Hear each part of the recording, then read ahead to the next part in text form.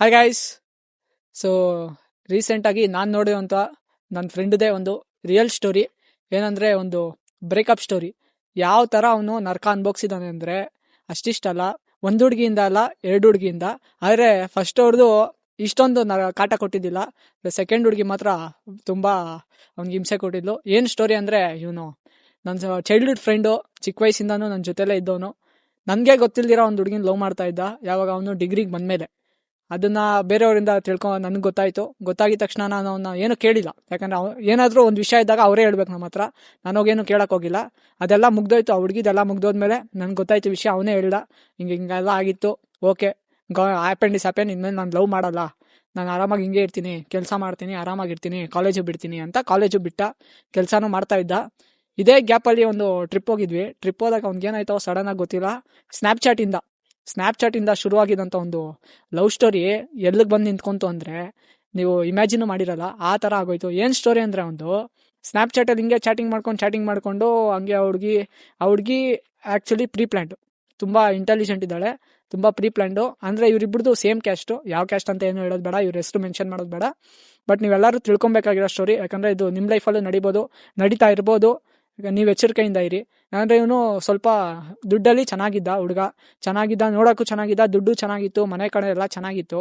ಏನಂದರೆ ಇವನಿಗೆ ಸ್ವಲ್ಪ ಆ ಲವ್ ಬ್ರೇಕಪ್ ಆದಮೇಲೆ ಇನ್ನೊಂದು ಹುಡುಗಿ ಬೇಕು ಅಂತ ಅನಿಸ್ತಾ ಇದ್ದಿದ್ದು ಟೈಮಲ್ಲಿ ಈ ಹುಡುಗಿ ಹಂಗೆ ಸ್ನ್ಯಾಪ್ಚಾಟಲ್ಲಿ ಮೆಸೇಜ್ ಮಾಡೋದು, ಅವನು ಮೆಸೇಜ್ ಮಾಡಿ ನಂಬರ್ ಎಕ್ಸ್ಚೇಂಜ್ ಆಯಿತು. ಹಂಗೆ ಇವನು ಸಡನ್ನಾಗಿ 2 ಡೇಸಲ್ಲೇ, ಇನ್ನೇನು 2 ಡೇಸು ಇಲ್ಲ ಅನಿಸುತ್ತೆ, ಓವರ್ ನೈಟ್ ಫುಲ್ ಚಾಟಿಂಗ್ ಮಾಡಿ ಹಂಗೆ ಲವಲ್ಲಿ ಬಿದ್ದೋದ್ರು ಇಬ್ರು. ಲವಲ್ಲಿ ಬಿದ್ದೋದ್ಮೇಲೆ ಹುಡುಗಿ ಬೇರೆ ಊರು ಅಂದರೆ ಇದೇ ಊರಿಂದ ಬೇರೆ ಕಾಲೇಜು, ಬೇರೆ ಊರಲ್ಲಿ ಕಾಲೇಜ್ ಸೇರ್ಕೊಂಡಿದ್ಲು. ಇವನು ಇಲ್ಲೇ ಕಾಲೇಜ್ ಎಲ್ಲ ಬಿಟ್ಟಿದ್ನಲ್ಲ, ಕೆಲಸ ಹೋಗ್ತಾ ಇದ್ದ. ಸರಿ, ಓಕೆ, ಕೆಲಸ ಹೋಗ್ತಾ ಇದ್ದ, ಎಲ್ಲ ಆಯಿತು. ಹಿಂಗೆ ಲವ್ ಮಾಡ್ತಾ ಇದ್ರಲ್ಲ, ಆ ಹುಡುಗಿನ ಮೀಟ್ ಮಾಡೋಕೆ ಅಲ್ಲಿ ಇಲ್ಲಿ ಹೋಗ್ತಾ ಇದ್ದ. ಆ ಹುಡುಗಿ ಓದ್ತಾ ಇದ್ದಂಥ ಕಾಲೇಜ್ ಹತ್ರ ಹೋಗ್ಬಿಟ್ಟು ಆ ಹುಡುಗಿನ ಮೀಟ್ ಮಾಡೋದು, ಎಲ್ಲ ಅವ್ರ ಹುಡುಗಿಗೆ ಶಾಪಿಂಗ್ ಮಾಡಿಸೋದು ಎಲ್ಲ ಮಾಡ್ತಾ ಇದ್ದ. ಫುಲ್ ಚೆನ್ನಾಗಿ ದುಡಿತಾ ಇದ್ದ. ಹಾಗಂದ್ರೆ ವ್ಯವಸಾಯ ಮಾಡ್ತಾ ಇದ್ದ, ಚೆನ್ನಾಗಿ ದುಡಿತಾ ಇದ್ದ. ಬಂದಿದ್ದ ದುಡ್ಡಲ್ಲಿ ಆ ಹುಡುಗಿಗೆ ಚೆನ್ನಾಗಿ ನೋಡ್ಕೊತಾ ಇದ್ದ. ಒಂದು ದೊಡ್ಡ ಮಿಸ್ಟೇಕು ಅಂದರೆ, ಆ ಹುಡುಗಿ ಪ್ಲ್ಯಾನೋ ಏನೋ ಗೊತ್ತಿಲ್ಲ, ಏನಿರ್ಬೋದು ಅಂದರೆ, ಆ ಹುಡುಗಿ ಏನು ಹೇಳಿರೋದು, ನೀನು ದುಡ್ಡನ್ನ ಖರ್ಚು ಮಾಡಬೇಡ, ನನ್ನ ಹತ್ರ ತಂದು ಕೊಡು, ನಾನು ನಿಂಗೆ ಸೇವ್ ಮಾಡ್ತೀನಿ, ಫ್ಯೂಚರ್ ಮಾಡೋಣ ಅಂದ್ಕೊಂಡು ಲಾಸ್ಟಲ್ಲಿ ಒಳ್ಳೆ ಫ್ಯೂಚರ್ ತೋರಿಸಿದ್ಲು ಅವನಿಗೆ. ಏನು ಫ್ಯೂಚರ್ ಮಾಡಲು ಅಂದರೆ, ಆ ಹುಡುಗಿ ನಿಜವಾಗ್ಲೂ ಇವೆಲ್ಲ ನಾವು ಫಸ್ಟಿಂದ ಹೇಳಿದ್ದೀವಿ ಅವನಿಗೆ, ಬೇಡ ಕಣೋ, ಬೇಡ, ನಿಂಗೆ ಎಲ್ಲ ಆಗಿದೆ ಆಲ್ರೆಡಿ, ಗೊತ್ತು ನಿಂಗೆ ರಿಯಾಲಿಟಿ, ಕೇರ್ಫುಲ್ ಆಗಿರು, ದುಡ್ಡಿದೆ ಅನ್ನೋದು ಫಸ್ಟೇ ತೋರಿಸ್ಬೇಡ, ಆರಾಮಾಗಿರು ಕೆಲಸ ಮಾಡಿಕೊಂಡು, ಆ ಹುಡುಗಿ ಎಲ್ಲ ಓದ್ಲಿ ಅಂತ. ಇವನು ಇಲ್ಲ, ಕೇಳಿಲ್ಲ. ಓಯ್, ನಮ್ಮ ಹುಡುಗಿ ಮಚ್ಚ ಬಿಟ್ಟೋಗಲ್ಲ, ನಾನು ಬಿಟ್ಟು ಹೋಗ್ಬಿಡ ನೋಡು, ಈ ಹುಡುಗಿನೇ ಲಾಸ್ಟು, ಹಂಗೆ ಹಿಂಗೆ ಅಂತೆಲ್ಲ ಹೇಳ್ಬಿಟ್ಟು ಆ ಹುಡುಗಿನ ಮೀಟ್ ಆಗೋದೇನು, ಆ ಹುಡುಗಿ ಜೊತೆ ಇರೋದೇನು, ಶಾಪಿಂಗ್ ಮಾಡಿಸ್ದ. ಶಾಪಿಂಗ್ ಅಂದರೆ 1 ರೂಪಾಯಿ 2 ರೂಪಾಯಿ ಇಲ್ಲ ಫ್ರೆಂಡ್ಸ್, ಅವ್ನು ಶಾಪಿಂಗ್ ಮಾಡಿಸ್ತಾ ಇದ್ದಿದ್ದು. ಒಂದ್ಸಲ ಹೋದ್ರೆ 20,000 30,000 ಆ ಥರ ಶಾಪಿಂಗ್ ಮಾಡ್ತಾ ಇದ್ದಿದ್ದು ಅವನು. ಒಂದ್ಸಲ ಕರ್ಕೊಂಡು ಹೋದ್ರೆ 20-30,000. ಒಂದು ಚಿಕ್ಕ ಬಟ್ಟೆ ಕೊಡಿಸ್ಬೇಕಂದ್ರೂ ಮಾಲಲ್ಲೇ, ಒಂದು ತಿನ್ಸ್ಬೇಕಂದ್ರು ಒಂದು ಒಳ್ಳೆ ರೆಸ್ಟೋರೆಂಟಲ್ಲೇ. ಅವನಿಗೆ ಅವ್ನು ತಿಂತಾ ಇದ್ನ ಗೊತ್ತಿಲ್ಲ, ಆ ಹುಡುಗಿಗೆ ಅಷ್ಟು ತಿನ್ಸಿದ್ದ, ಚೆನ್ನಾಗಿ ನೋಡ್ಕೊತಾ ಇದ್ದ. ಆದರೆ ಲಾಸ್ಟಲ್ಲಿ ಏನಾಯಿತು ಅಂದರೆ, ಆ ಹುಡುಗಿ ಇವನ ಹತ್ರ ಹಿಂಗೆ ಸೇವ್ ಮಾಡೋಣ, ನೀನು ದುಡ್ಡು ಕೊಡು, ನೀನು ದುಡ್ದಿದ್ದಲ್ಲ ನನ್ನ ಕೈ ಕೊಡು, ನಾವು ಇವಾಗ ಫ್ಯೂಚರ್ ಪ್ಲ್ಯಾನ್ ಮಾಡೋಣ, ಇವಾಗ ಬೆಳ್ಳಿ ತೊಗೊಳ್ಳೋಣ, ಗೋಲ್ಡ್ ಇವಾಗ ಇನ್ವೆಸ್ಟ್ಮೆಂಟ್ ಮಾಡೋಣ, ಗೋಲ್ಡ್ ಮೇಲೆ ಇವಾಗ ಚೆನ್ನಾಗಿ ಬೆಲೆ ಬರ್ತಾ ಇದೆ ಅಂತೆಲ್ಲ ಇವ್ನಿಗೆ ಹೇಳಿದ್ಮೇಲೆ, ಇವನು ಓಕೆ, ಇವ್ನ ಮೇಲೆ ಯಾಕೆ ಹುಡುಗರಿಗೆಲ್ಲ ಖರ್ಚು ಮಾಡೋದು, ನಾನೇ ಇಟ್ಕೊಂಡು ನಿನಗೆ ಕೊಡ್ತೀನಿ, ನೀನು ಸೇವ್ ಮಾಡು ಅಂತ ಕೊಟ್ಟವನೆ. ನಮ್ಗೆ ಗೊತ್ತಿರೋ ಒಂದು 6-7 ಲಕ್ಷ ರೂಪಾಯಿ ಗೋಲ್ಡು, ಇನ್ನೊಂದು ಕ್ಯಾಶ್ ಒಂದು 15 ಲಕ್ಷ ಕೊಟ್ಟಿರ್ಬೋದಲ್ಲ, ಕೊಟ್ಟಿದ್ದಾನೆ, ಇನ್ನೂ ಜಾಸ್ತಿನ ಕೊಟ್ಟಿದ್ದಾನೆ. ನಮಗೆ ಮೇಲ್ಮೇಲೆ ನೋಟಕ್ಕೆ ಇಷ್ಟು ಸಿಕ್ಕಿರೋದಷ್ಟೇ, ಎವಿಡೆನ್ಸ್ ವಿತ್ ಪ್ರೂಫು. ಏನು ಮಾಡಿರೋದು ಅಂದರೆ, ಇವನು ದುಡ್ಡು ಗೋಲ್ಡ್ ತೊಗೊಳ್ಳೋಣ, ಸಿಲ್ವರ್ ತೊಗೊಳ್ಳೋಣ ಅಂದ್ಬಿಟ್ಟು ಆ ಹುಡುಗಿ ಕೊಡ್ತಾ ಇರೋದು. ತಿಂಗಳು ದುಡ್ದಿದ್ದು, ಪ್ರಾಫಿಟ್ ಬಂದಿದ್ದು, ಅವನು ಇನ್ವೆಸ್ಟ್ಮೆಂಟ್ ಮಾಡೋ ದುಡ್ಡನ್ನೆಲ್ಲ ಹುಡುಗಿ ಕೊಟ್ಟು, ಅವನು ಸಿಲ್ವರು 1 kg ಸಿಲ್ವರು ಹಿಂಗೆ ತೊಗೊಳೋದು. 3 ಲಕ್ಷ 3.5 ಲಕ್ಷ ಕೊಟ್ಟು 1 kg ಸಿಲ್ವರು. ಆಮೇಲೆ ಆ ಹುಡುಗಿಗೆ 1-2 ಚೈನು, ಒಂದು ಐಫೋನು ಪ್ರೋ ಮ್ಯಾಕ್ಸು, ಆಮೇಲೆ ಎಲ್ಲ ತೊಗೊಂಡಿದ್ದ. ಸರಿ, ಎಲ್ಲ ತೊಗೊಂಡ್ಮೇಲೆ ಹಿಂಗೆ ಚೆನ್ನಾಗಿ ನಡೀತಾ ಇತ್ತು ಲವ್ ಸ್ಟೋರಿ. ಇವನು ಚೆನ್ನಾಗೇ ಇದ್ದ.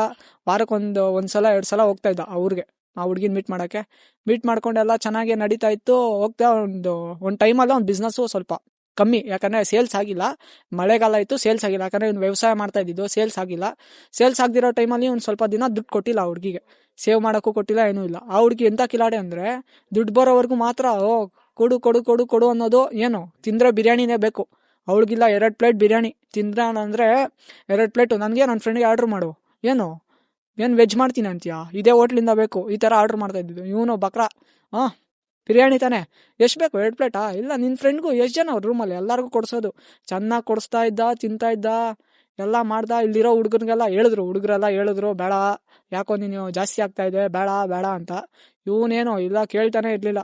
ಇಲ್ಲ ಬೇಕು ಬೇಕು, ನಂಗೆ ಆ ಹುಡುಗಿನೇ ಇಂಪಾರ್ಟೆಂಟು ಅನ್ನೋ ತರ ಹೋಗ್ತಾ ಇದ್ದ ಹುಡುಗಿಯಿಂದನೇ. ಲಾಸ್ಟಲ್ಲಿ ಆ ಹುಡುಗಿ ಸರಿ ಆಯ್ತು, ಇನ್ನೊಂದು ಚೆನ್ನಾಗೇ ಇದ್ಲು, ದುಡ್ಡು ಬರೋವರೆಗೂ ಚೆನ್ನಾಗಿತ್ತು. 2 ತಿಂಗಳಾದ್ಮೇಲೆ ಇನ್ನು ಯಾವಾಗ ದುಡ್ಡು ಕೊಡೋದು, 2 ತಿಂಗಳು ಬಿಸ್ನೆಸ್ ಲಾಸ್ ಆಯ್ತು ಅಂದ್ಬಿಟ್ಟು ಇನ್ನು ಯಾವಾಗ ದುಡ್ಡು ಕೊಡೋ ಸ್ಟಾಪ್ ಮಾಡ್ದ, ಆ ಹುಡುಗಿ fraction of a second full change ಆಗ್ಬಿಟ್ಲು. ಟೋಟಲ್ ಚೇಂಜು, ಬಿಹೇವಿಯರ್ ಚೇಂಜು, ಮಾತು ಚೇಂಜು, ಎಲ್ಲ ಚೇಂಜು.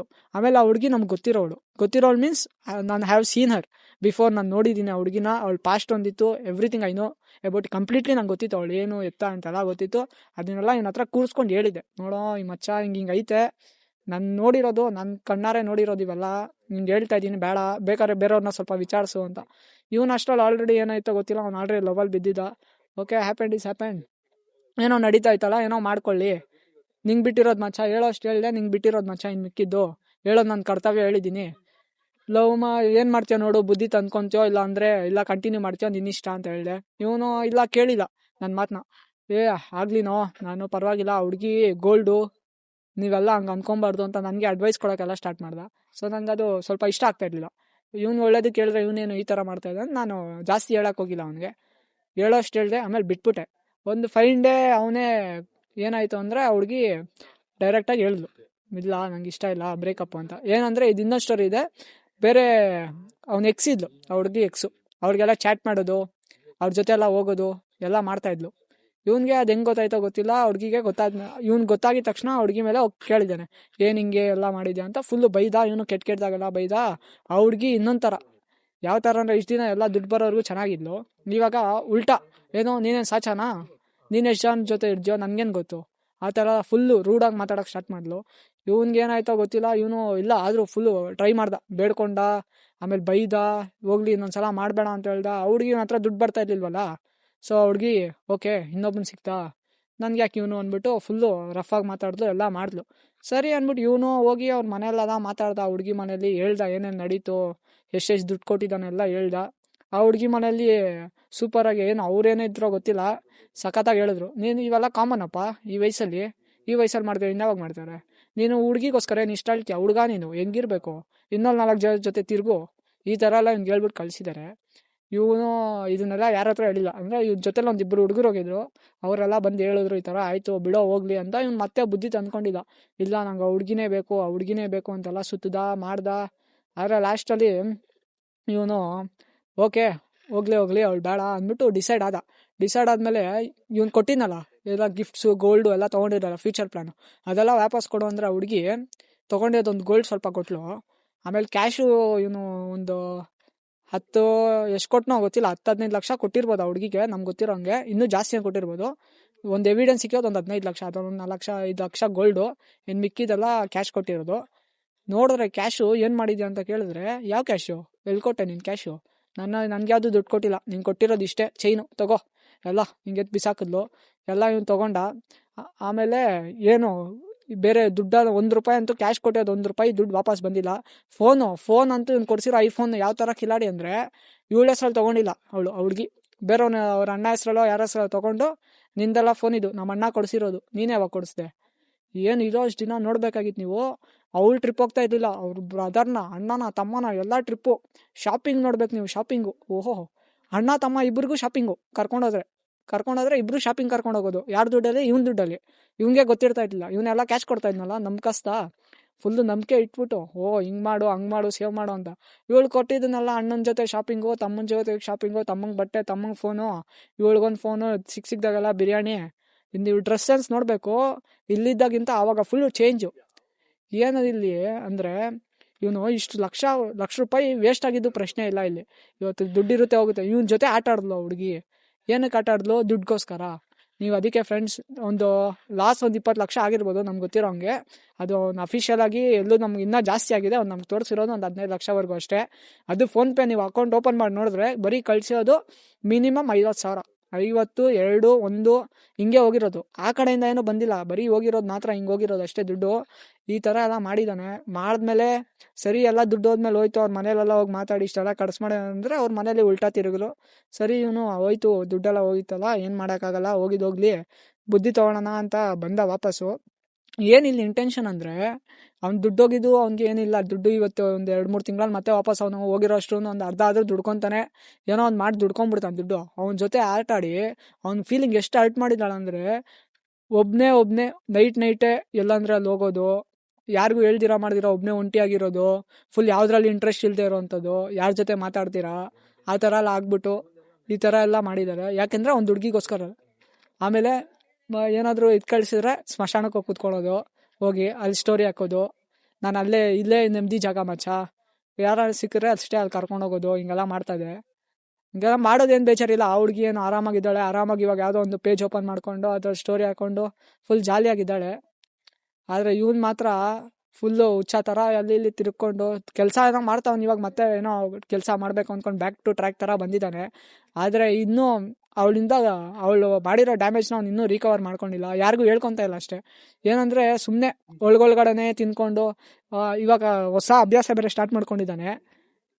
ಕೆಟ್ಟ ಅಭ್ಯಾಸ ಎಲ್ಲ ಹೊಸದಾಗಿ ಸ್ಟಾರ್ಟ್ ಆಗಿದೆ, ಸ್ವಲ್ಪ. ಯಾಕಂದರೆ ಹುಡುಗಿಯಿಂದಾನೆ. ಇದನ್ನು ಯಾರೋ ಹೇಳಿದ್ರಂತೆ, ಇದನ್ನು ಕುಡಿದ್ರೆ ಎಲ್ಲ ಸರಿ ಹೋಗ್ಬಿಡುತ್ತೆ, ಕುಡಿ ಮರೀತೀಯಾ ಅಂತ. ಸರಿ ಅವ್ರ ಜೊತೆ ಸೇರ್ಕೊಂಡು 1-2 ಪೆಗ್ ಹೊಡಿಯೋದೆಲ್ಲ ಕಲ್ತ್ಕೊಂಡವನೆ. ಇದೆಲ್ಲ ಒಳ್ಳೇದಲ್ಲ, ಬಟ್ ಅವನು ಕಲ್ತ್ಕೊಂಡಿರೋದೆಲ್ಲ ಹುಡುಗಿಯಿಂದಾನೆ. ಒಂದು ಬ್ಯಾಡ್ ಹ್ಯಾಬಿಟ್ ಇದ್ದಿಲ್ಲ ಅವ್ನಿಗೆ. ಏಜ್ ಅಂದರೆ ಒಂದು 21 ಅವಾಗ ಆಲ್ರೆಡಿ. 21 ಕಂಪ್ಲೀಟೆಡು ನನ್ನ ಏಜ್, ಯಾಕಂದರೆ ನನ್ನ ಬೆಸ್ಟ್ ಫ್ರೆಂಡ್ ಅಲ್ವಾ. 21 ಕಂಪ್ಲೀಟೆಡು. ಇಷ್ಟು ದಿನದಿಂದ ಅವನು ಒಂದು ಅಭ್ಯಾಸ ಇದ್ದಿಲ್ಲ. ಕೊಡ್ಸಿರೋನು ಹುಡುಗರು ಕೊಡ್ಸೋನೆ, ನಾನೇ ನೋಡಿದ್ದೀನಿ. ಅವ್ರ ಜೊತೆ ತಿರ್ಗವನೆ, ತಿಂದವನೆ, ಎಲ್ಲ ಮಾಡ್ತಾಯಿದ್ದ. ಆದರೆ ಈ ಥರ ಬ್ಯಾಡ್ ಹ್ಯಾಬಿಟ್ ಯಾವತ್ತೂ ಕಲ್ತಿರ್ಲಿಲ್ಲ. ಆದರೆ ಒಂದು ಹುಡುಗಿಗೋಸ್ಕರ ಅವನು ಬ್ಯಾಡ್ ಹ್ಯಾಬಿಟ್ ಕಲ್ತಾ. ಆಮೇಲೆ ಒಬ್ಬೊಬ್ಬನೇ ಒಂಟಿಯಾಗಿ ಓಡಾಡೋದು, ಒಬ್ಬೊಬ್ಬನೇ ತಿರ್ಗೋದು, ಆಮೇಲೆ ಟ್ರಿಪ್ಪೆಲ್ಲ ಕರ್ಕೊಂಡೋಗಿದ್ದಾನೆ ಆ ಹುಡುಗಿನ. ಟ್ರಿಪ್ ಅಂದರೆ ಒಂದು 2 ಡೇಸ್ ಟ್ರಿಪ್ಪು. ಆ ಥರ ಹೋಗಿ ರೂಮ್ ಮಾಡೋನೆ, ಅದು ಏನೇನು ಮಾಡೋನೋ ಅಲ್ಲಿ ರೂಮಲ್ಲಿ, ಅದು ನಂಗೆ ಬೇಡ. ಆದರೆ ನನ್ನ ಕಣ್ಣಾರೆ ನೋಡಿಲ್ಲ, ಆಮೇಲೆ ಅವ್ನು ನನಗೆ ಶೇರ್ ಮಾಡಿಲ್ಲ. ಆದರೆ ಅವ್ನು ಹೇಳ್ತಾ ಇದ್ದಿದ್ದು, ಮಚ್ಚ ನಾನು ಚೆನ್ನಾಗಿ ತಿನ್ನಿಸ್ತಾ ಇದ್ದೆ, ಒಂದು ನನ್ನ ಫ್ಯೂಚರ್ ಹೆಂಡ್ತಿ ನಾನು ಹೆಂಗೆ ನೋಡ್ಕೊತಾ ಇದ್ನೋ ಆ ಥರ ಅವಳು ನೋಡ್ಕೊಂಡಿದ್ದೆ ಮಚ್ಚ. ಅಂದರೆ ಅವಳು ನನಗೆ ನೋಡು ದುಡ್ಡುಗೋಸ್ಕರ ಈ ಥರ ಮಾಡಿದ್ಲು.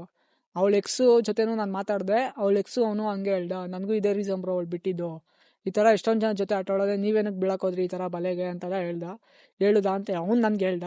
ಆದರೆ ನಾನು ಹೇಳೋದೊಂದೇ, ನಿಮ್ಮ ಸುತ್ತಮುತ್ತ ನಡೀತಾ ಇರ್ಬೋದು, ಇಲ್ಲ ನಿಮ್ಮ ಲೈಫಲ್ಲೇ ನಡೀತಾ ಇರ್ಬೋದು, ದುಡ್ಡು ನೀವು ತೋರಿಸಿದಷ್ಟು ದುಡ್ಡು ನಂಗೆ ಅದು ಕೊಡಿಸು, ಇದು ಕೊಡಿಸು, ಅದು ಮಾಡು, ಇದು ಮಾಡಿ, ಇಲ್ಲೋಗೋಣ ಅಲ್ಲೋಗೋಣ, ಅದು ತಿನ್ನೋಣ ಇದು ತಿನ್ನೋಣ ಅಂತ ಹೇಳ್ಕೊಂಡು ಏನು ಐಸ್ ಕ್ರೀಮ್ಗಳು ನೋಡಬೇಕು ಫ್ರೆಂಡ್ಸ್. ನೀವು ಒಂದು ಸಲ ಆರ್ಡ್ರ್ ಮಾಡಿದೆ 2,000 ರೂಪಾಯಿ, ಏನು ಪೋಲಾರ್ ಬೇರೆ ಬೇಕು, ಕಾರ್ನರ್ ಹೌಸ್ ಬೇಕಂದ್ರೆ ಕಾರ್ನರ್ ಹೌಸ್ಗೆ ಕರ್ಕೊಂಡು ಹೋಗೋದು.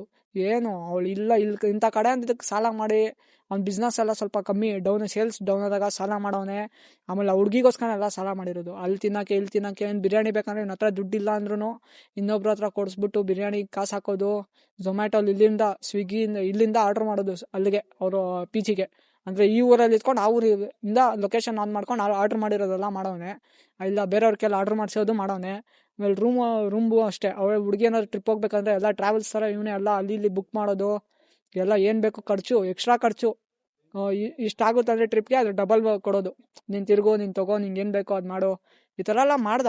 ಓಕೆ, ಇದ್ದಷ್ಟು ಚೆನ್ನಾಗಿತ್ತು, ಅವನು ಎಲ್ಲ ಫ್ಯೂಚರ್ ಎಲ್ಲ ಎಕ್ಸ್ಪೆಕ್ಟ್ ಮಾಡಿದ್ದ. ಆಮೇಲೆ ಸೇಮ್ ಕ್ಯಾಸ್ಟ್ ಇದ್ರು, ಅದು ಅವ್ನಿಗೆ ಪ್ರಾಬ್ಲಮ್ ಇದ್ದಿಲ್ಲ. ಕ್ಯಾಸ್ಟ್ ಸೇಮ್ ಇತ್ತು, ಮನೇಲೆಲ್ಲ ಒಪ್ಕೊತಾರೆ ಅನ್ನೋ ಧೈರ್ಯ ಇತ್ತು.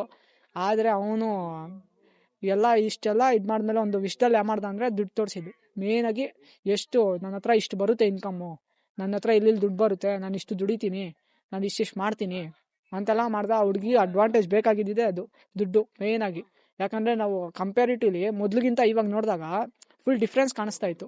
ಡ್ರೆಸ್ಸಿಂಗ್ ಸೆನ್ಸ್ ಆಗೋದಾಗಿರ್ಬೋದು, ದ ವೇ ಯು ಟಾಕ್, ಆಮೇಲೆ ಒಂದು ಬರುತ್ತೆ ಗೊತ್ತಾ ದುಡ್ಡಿದೆ ಅನ್ನೋದು ಅಹಂ ಥರ ಆ್ಯಟಿಟ್ಯೂಡು ಎಲ್ಲ ಫುಲ್ ಕಂಪ್ಲೀಟಾಗಿ ಚೇಂಜ್ ಆಗ್ತಾಯಿತ್ತು. ಅದು ಚೇಂಜ್ ಆಗ್ತಾ ಇದ್ದಾಗ ಅನಿಸ್ತಾ ಇತ್ತು, ಇವನು ಸ್ಪೆಂಡ್ ಮಾಡ್ತಾ ಇರೋದಕ್ಕೆ ಹುಡುಗಿ ಹಿಂಗೆ ಚೇಂಜ್ ಆಗಿದ್ದಾಳೆ, ಎಲ್ಲ ಇವನ ದುಡ್ಡಲ್ಲೇ ಚೇಂಜ್ ಆಗ್ತಾ ಇರೋದು. ಆದರೆ ಇವನ್ನೆಲ್ಲ ಹೇಳ್ತಾ ಇದ್ದಿದ್ದು, ಇಲ್ಲ ಮಚ್ಚ, ಎಲ್ಲ ಹುಡುಗಿನೇ ಕೊಡ್ಸೋದು ನನಗೆ. ಫೋನ್ ಯಾರೋ ತೊಗೊಟ್ರು ಮಚ್ಚ, ಹುಡುಗಿ ತೊಗೊಟ್ರು ಮಚ್ಚ, ಎಲ್ಲ ಆ ಹುಡುಗಿ ಹೆಂಗೆ ದುಡ್ಡು ಬರುತ್ತೆ. ಇವಾಗ ಕಾಮರಾಗಿ ಒಂದು ಡಿಗ್ರಿ ಓಡೋವಂಥ ಹುಡುಗಿಗೆ ಎಷ್ಟು ಕೊಡ್ತಾನೆ ಮನೇಲಿ? ಓಕೆ, ಪಿ ಜಿ ಆಫ್ಟ್ರ್ ಒಂದು ದೊಡ್ಡ ಪಿ ಜಿನೇ ಅಂದ್ಕೊಳ್ಳೋಣ. ಒಂದು ನನಗೆ ಗೊತ್ತಿರೋಂಗೆ, ನಾನು ಒಳ್ಳೊಳ್ಳೆ ಏರಿಯಾದಲ್ಲೇ, ನಮ್ಮ ಕಾಲೇಜ್ ಒಳ್ಳೆ ಏರಿಯಾದಲ್ಲೇ ನನಗೆ ಗೊತ್ತಿರೋದು ಒಂದು 13,000-14,000 ಸಾವಿರ ಅಂದ್ಕೊಳ್ಳಿ, ವಿತ್ ಫುಡ್ಡು. ಒಂದು ಒಳ್ಳೆ 2 ಶೇರಿಂಗ್ ಪಿ ಜಿ ಅಂದ್ಕೊಳ್ಳಿ. ಅದ್ರ ಮೇಲೆ ಎಕ್ಸ್ಟ್ರಾ ಒಂದು 10,000 ಖರ್ಚಿಟ್ಕೊಂಡ್ರೆ 25,000. ಇವ್ರು ಮಾಡಿರೋ ಲವ್ ಎಷ್ಟು? 4 ತಿಂಗಳು ಲವ್. 4 ತಿಂಗಳಲ್ಲಿ ಇವ್ನಿಗೆ ಐಫೋನು, ಯಾವುದು ಐಫೋನ್ 17 ಪ್ರೋ ಮ್ಯಾಕ್ಸು ಹೊಸದು, ಒಂದು 1,65,000 ರೂಪಾಯಿ ಆ ಹುಡುಗಿ ಹೆಂಗೆ ಕೊಡಿಸ್ತಾಳೆ? ಇವ್ನು ನಮ್ಮ ಹತ್ರ ಹೇಳ್ತಾ ಇದ್ದಿದ್ದು ಏನಂದರೆ ಆ ಹುಡುಗಿ ಮೇಲೆ ಇವ್ನು ಬ್ಲೇಮ್ ತೊಗೊತಾ ಇದ್ದಿಲ್ಲ. ಆ ಹುಡುಗಿ ಮೇಲೆ ಬ್ಲೇಮ್ ಬಿಡಬಾರ್ದು ಅಂದ್ಬಿಟ್ಟು ಮಚ್ಚ ಎಲ್ಲ ಆ ಹುಡುಗಿನೇ ಕೊಡ್ಸಿದ್ದು ಮಚ್ಚ. 1,65,000 ಹುಡುಗಿನೇ ಕೊಡ್ತಾ ಇದ್ದಿದ್ದು. ಅವ್ರ ಮನೇಲೆಲ್ಲ ಕೊಡ್ತಾರೆ, ಹುಡುಗಿ. ಹಂಗೆಲ್ಲ ಹೆಂಗೆ ಕೊಡೋಕ್ಕೆ ಸಾಧ್ಯ? ಬರ್ತಾಯಿದ್ದು ಒಂದು 10,000 ಬರ್ತಾಯಿದ್ರೆ ಏನು ತಿನ್ನೋಕ್ಕೆ, ಟ್ರಿಪ್ಗೆ ಎಲ್ಲದಕ್ಕೂ ಹುಡುಗಿನೇ ಕೊಡ್ತಾ ಇದ್ದಿದ್ದು, ಹಂಗೆ ಹಿಂಗೆ ಅಂತೆಲ್ಲ ಹೇಳ್ದ. ಯಾವಾಗ ಬ್ರೇಕಪ್ ಆಯಿತೋ, ಬ್ರೇಕಪ್ ಅಂದರೆ ಐ ಮೀನ್ ಆ ಹುಡುಗಿ ಚೀಟ್ ಮಾಡಿದ್ದಾದಮೇಲೆ ಒಂದೊಂದಾಗೆ ನಿಜ ಆಚೆ ಬಂತು. ಸರಿ ಆಯಿತು, ಫೋನ್ ತೊಗೊಂಡು ನೋಡೋ ಅಂತ ಹಿಂಗೆ ತೋರಿಸ್ತಾವ್ನು. ಹಿಂಗೆ ಸ್ಕ್ರೋಲ್ ಮಾಡ್ತಾಯಿದ್ರೆ ಬರೀ ಹೋಗಿರೋದು ಇವನ ಕಡೆಯಿಂದಾನೆ ದುಡ್ಡು. 50, 2, 1, 5,000, 10,000, 2,000, ₹1 ಇಲ್ಲ ಫ್ರೆಂಡ್ಸ್. ಬರೀ 50,000, 1,00,000, 2,00,000 ಹಿಂಗೆ ಒಂದು ಫೋನ್ಪೇಲಿ ಒಂದು 6 ಲಕ್ಷ ಟ್ರಾನ್ಸಾಕ್ಷನ್ ಮಾಡೋನೆ. ಬಿಟ್ಟರೆ ಇನ್ನು ಕ್ಯಾಶ್ ಅಂತೂ ಒಂದು 10-15 ಲಕ್ಷವರೆಗೂ ಕೊಟ್ಟವನೆ. ಅದು ಕ್ಯಾಶ್ದು ಯಾವುದು ಎವಿಡೆನ್ಸ್ ಸಿಕ್ಕಿಲ್ಲ. ಆದರೆ ಇವ್ನು ಹೇಳಿರೋದಷ್ಟು. ಆದರೆ ಆ ಹುಡುಗಿ ಫುಲ್ ಉಲ್ಟಾ ಇವಾಗ. ಯಾವ ದುಡ್ಡು ಏನು ಅಂತೆಲ್ಲ ಆಯಿತು. ಅಂದರೆ ಈ ಸ್ಟೋರಿ ಅಂತ ರಿಯಾಲಿಟಿ ನಡೆದಿರೋದು. ನಂಬಿದ್ರೆ ನಂಬಿ, ಬಿಟ್ಟರೆ ಬಿಡಿ. ಬಟ್ ಏನಂದರೆ ಯಾಕೆ ಇಷ್ಟು ವೀಡಿಯೋ ಮಾಡ್ತಾರೋ ಉದ್ದೇಶ ಒಂದೇ. ನಿಮ್ಮ ಲೈಫಲ್ಲಿ ನಡೀತಾ ಇರ್ಬೋದು, ಇಲ್ಲ ನಿನ್ನ ಫ್ರೆಂಡ್ಸ್ ಲೈಫಲ್ಲೋ ನಿನ್ನ ಸುತ್ತಮುತ್ತ ನಡೀತಾ ಇರುತ್ತೆ. ಬಟ್ ನೀವು ಕೇರ್ಫುಲ್ ಆಗಿರಬೇಕು. ಏನಂದರೆ ಈ ಥರ ಸ್ಕ್ಯಾಮ್ ಅಂದರೆ ಒಂದು ಟ್ರ್ಯಾಪು. ಇದು ದುಡ್ಡುಗೋಸ್ಕರ ನೀವು ಒಬ್ಬರನ್ನ ಚೀಟ್ ಮಾಡೋಕ್ಕೆ ಮುಂಚೆ ನೀವು ಯೋಚನೆ ಮಾಡಬೇಕು, ಇನ್ನೊಬ್ರು ನಿಮ್ಮ ಲೈಫಲ್ಲಿ ಚೀಟ್ ಮಾಡಿದ್ರೆ ಹೆಂಗಿರುತ್ತೆ ಪರಿಸ್ಥಿತಿ. ಯಾಕಂದರೆ ಅವನು ಇವಾಗ ನಾರ್ಮಲ್, ನಮ್ಮ ಮುಂದೆ ನಾರ್ಮಲಾಗಿ ಕಾಣಿಸ್ಕೋಬೋದು, ಆದರೆ ಒಬ್ಬನೇ ತುಂಬ ಸಫರ್ ಆಗ್ತಾ ಇದ್ದಾನೆ ಲೈಫಲ್ಲಿ, ತುಂಬ ಸಫರ್ ಆಗ್ತಾ ಇದ್ದಾನೆ. ಇವಾಗ ಬೇರೆ ಬೇರೆ ಅಭ್ಯಾಸನೂ ಸ್ಟಾರ್ಟ್ ಮಾಡಿದ್ದಾನೆ. ಫುಲ್ ಸ್ಪಾಯ್ಲ್ ಆದರೆ ದ ಓನ್ಲಿ ರೀಸನ್ ನೀನೇ. ಆದರೆ ನಿನ್ನ ಲೈಫಲ್ಲಿ ಒಬ್ರು ಯಾರಾದರೂ ಆಟಾಡ್ತಾರೆ. ಅಲ್ಲಿವರೆಗೂ ನಿಂದು ಒಳ್ಳೆ ಟೈಮ್ ಅನ್ಕೋ, ಅಲ್ಲಿವರೆಗೂ ನಿನ್ನ ಬ್ಯಾಡ್ ಟೈಮು ಬೇಗ ಸ್ಟಾರ್ಟ್ ಆಗುತ್ತೆ. ಫ್ರೆಂಡ್ಸ್, ನೀವೆಲ್ಲ ತಿಳ್ಕೊಬೇಕಾಗಿರೋದು ಅಂದರೆ ಈ ವಿಡಿಯೋಯಿಂದ ನೀವೆಲ್ಲ ಒಂದು ಅರ್ಥ ಮಾಡ್ಕೊಬೇಕಾಗಿರೋದು ಒಂದೇ: ದುಡ್ಡು ತೋರಿಸಿ ಯಾರನ್ನೂ ಲವ್ ಮಾಡೋಕೆ ಹೋಗಬೇಡಿ. If you have genuine love towards her or him, ಏನೇ ಇದ್ರೂ ನೀವು ದುಡ್ಡು ತೋರಿಸ್ತೀರಾ, ನಿಮ್ಮ ಡೌನ್ಫಾಲಲ್ಲೂ ನಿಮ್ಮ ಜೊತೆಗಿರ್ತಾರಾ, ನೀವು ಮೇಲೆ ಇದ್ದಾಗೂ ಜೊತೆಲಿರ್ತಾರೆ, ಅದನ್ನೊಂದ್ಸಲ ನೋಡಿ. ನಿಮ್ಮ ಹತ್ರ ದುಡ್ಡು ಇಲ್ದಿರೋ ಹಂಗಿರ್ತಾರೆ, ದುಡ್ಡಿದ್ರೆ ಹೆಂಗಿರ್ತಾರೆ. ನೀವು ಬೇರೆಯವ್ರ ಜೊತೆ ನೀವೇನಾದರೂ ಬೇರೆ ಥರ ಮಾತಾಡಿದಾಗ ಅವ್ರು ಹೆಂಗೆ ಮಾತಾಡ್ತಾರೆ, ನಿಮ್ಮ ಬಗ್ಗೆ ಬೇರೆಯವ್ರ ಹತ್ರ ಏನು ಹೇಳ್ತಾ ಇದ್ದಾರೆ, ನಿಮ್ಮ ಹಿಂದೆ ಏನು ಮಾತಾಡ್ತಾ ಇದ್ದಾರೆ, ಅದನ್ನೆಲ್ಲ ಒಂದ್ಸಲ ತಿಳ್ಕೊಳ್ಳಿ.